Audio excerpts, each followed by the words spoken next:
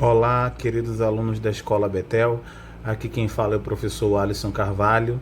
Estamos aqui reunidos para mais um encontro na nossa aula de Educação Física.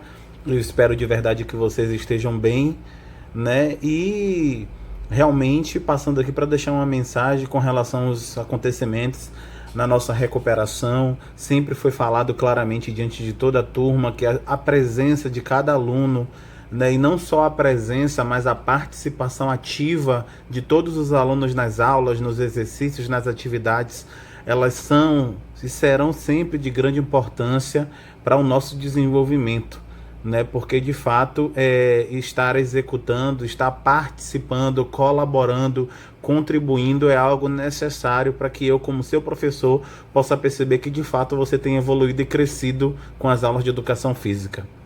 Hoje nós vamos falar sobre um conteúdo super importante. Eu venho trazer para vocês um diálogo sobre o esporte, mais uma vez dando continuidade a essa unidade ao qual estamos desenvolvendo informações, colaborando, compartilhando, discutindo sobre o esporte.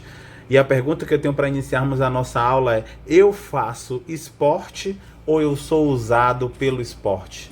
Né? A gente sabe que muitas das vezes o esporte na escola ele tem um reflexo, um caráter muito competitivo, né? Ele é divulgado, ele é incentivado pelos meios de comunicação que atendem os anseios de um mercado super consumidor, fortemente ligado a esse sistema ideário capitalista. Devemos entender os propósitos disso, que estão postos de forma oculta, né, o que nos torna passivos e legitimadores desse sistema, para que possamos sair da condição somente de consumidores passivos e venhamos a ser realmente entendedores de toda essa situação. É por isso que a gente já discutiu anteriormente sobre as regras do voleibol, como a televisão influenciou o futebol em 4 linhas, né, entre 4 linhas, o que há por detrás desse cenário esportivo, e dessa forma a gente pode observar as intenções da mídia presente nas transmissões do esporte. Né? Como é que entende o discurso que existe por trás disso? Você hoje seria capaz de diferenciar o esporte da escola daquele esporte veiculado pelos meios de comunicação? Quando pensamos em esporte na escola, pensamos diretamente na educação física, né? A disciplina ela tem se apoiado nessa prática do esporte como uma forma de se legitimar no currículo da escola. O esporte praticado no meio da escola, ele serve principalmente como uma forma de socialização, mas não é explorado, né, em toda a sua potencialidade de transformação. É o que eu tenho buscado desenvolver junto com vocês, meus alunos, em todas as nossas aulas, né?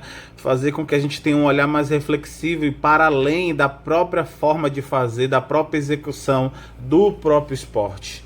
Nesse trabalho aqui que a gente vai desenvolver agora, a gente vai procurar, através de diversos questionamentos aqui, propor um maior entendimento a respeito do esporte de competição, a sua origem, a sua evolução, a sua sistematização, a sua identificação presente hoje muito forte nesse sistema capitalista que a gente já tocou em nossa sala de aula. Eu quero também que você entenda o que está por trás desse discurso da mídia e qual é a real intenção da mídia quando o assunto ele é o esporte. O esporte hoje ele sofreu uma evolução até chegar à sua profissionalização.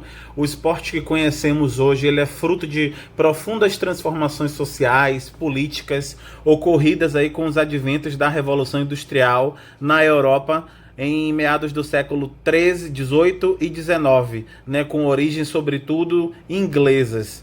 Para a gente entender o processo histórico em que se surgiu o esporte, que hoje é apreciado pela sociedade contemporânea, é necessário que a gente possa também entender algumas das transformações sociais que ocorreram naquele contexto. Entre os séculos 16 e 18, a sociedade europeia estava organizada em estamentos, ou seja, a posição dos sujeitos da hierarquia social era definida pelo seu nascimento.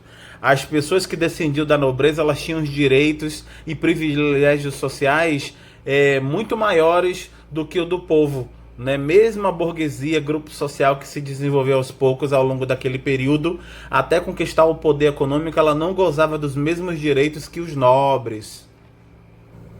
Essa situação passou a ser questionada de uma maneira mais intensa logo no século XVIII pelos filósofos franceses do movimento iluminista.